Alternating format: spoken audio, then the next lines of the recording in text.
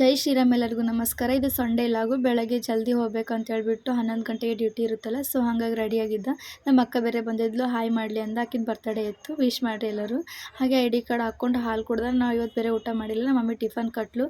Time ಆಗಿತ್ತು ಅಂತ ಹೇಳ್ಬಿಟ್ಟು ಜಲ್ದಿ ಹೋದರಾಯ್ತು ಅಂತ ಬಂದ. ಹಾಗೆ ನಮ್ಮ ಮಾರುತಿ ನಮಸ್ಕಾರ ಮಾಡಿಲ್ದೆ ನಾನು ಹೊರಗಡೆನೇ ಬರಲ್ಲ, ಅವನಿಗೆ ಚೂರು ನಮಸ್ಕಾರ ಮಾಡಿ ಆಟೋವಲ್ಲಿ ಕೂತ್ಕೊಂಡು ಬರತನ ಟ್ರಾಫಿಕ್ ಬೇರೆ ಇತ್ತು. ಗುಲ್ಬರ್ಗದಲ್ಲೂ ಟ್ರಾಫಿಕ್ ಆಗಿದೆ. ಕೆಲ್ಸಕ್ಕೆ ಬಂದ ಯಾರು ಕಾಣಿಸ್ತಾರೆ ಅಂತ ನೋಡಿದೆ, ಯಾರು ಕಾಣಿಸಿಲ್ಲ. ಬುಕ್ ತೊಗೊಂಡು ಕೂತ್ಕೊಂಡ. ಮೋಸಮ್ ಎಲ್ಲ ಜರ ಚಂದ ಇತ್ತು, ಯಾಕಂದ್ರೆ ತಂಪಿತ್ತು. ಮಳೆ ಬರ್ತೀನಿ ಅಂದ್ಕೊಂಡೆ, ಬರಲಿಲ್ಲ. ಹಾಗೆ ಇರೋ ಮಕ್ಕಳ ಬರ್ತಡೇ ಇದೆ ಅಂತೇಳಿ ಡ್ರೆಸ್ ತೊಗೋಬೇಕಂತ ಈಸಿ ಬೈದಾಗ ಬಂದ. ಡ್ರೆಸ್ ಚಂದ ಕಾಣಲಿಲ್ಲ. ಮಧ್ಯಾಹ್ನ ಆಯಿತು, ಊಟ ಮಾಡ್ಲಿಕ್ಕೆ ಬಂದೀವಿ. ಊಟ ಮಾಡಿದ್ವಿ. ಸಾಯಂಕಾಲ ಒಂದು 6:30 ಆಗಿತ್ತು. ಡಾಟಾ ಆಗಿರಲಿಲ್ಲ. ಕಸ್ಟಮರ್ ಇದ್ದರು, ಡಾಟಾ ಆಗಲಿಲ್ಲ. ಎಲ್ಲ ಡಾಟಾ ಕೊಟ್ಟು ಹಾಗೆ ಮನೆಗೆ ಬರ್ಲತ್ತಿದ. ಅಲ್ಲೆಲ್ಲ ಬಲೂನ್ಸ್ಗಳು ಇಷ್ಟ ಆಯಿತು, ಚೆನ್ನಾಗಿ ಕಾಣಿಸ್ತಾ ಇದ್ವಿ ಲೈಟಿಂಗ್ ಎಲ್ಲ.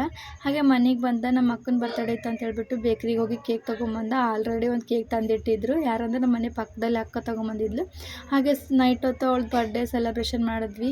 ಹಾಗೂ ಈಗ ನಮ್ಮ ಮನೇಲಿ ಎಲ್ಲರೂ ಕರೆದ್ರು. ಅವರಿಗೆಲ್ಲ ಕೇಕ್ ಕಟ್ ಮಾಡಿ ಅವರಿಗೆಲ್ಲ ತಿನ್ನಿಸಿದ್ರು. ನಾನು ಫೈನಲಾಗಿ ಕೇಕ್ ತಿಂದೆ. ಹಾಗೆ ನಮ್ಮ ಅಕ್ಕಗೊಂದು ಫೋಟೋ ಗಿಫ್ಟ್ ಕೊಟ್ಟೆ, ಹ್ಯಾಪಿ ಬರ್ಡೇ ಅಂತ ಹೇಳಿಬಿಟ್ಟು. ಇವತ್ತಿನ ಲಾಗ್ ಇಷ್ಟೇ ಫ್ರೆಂಡ್ಸ್, ಬಾಯ್.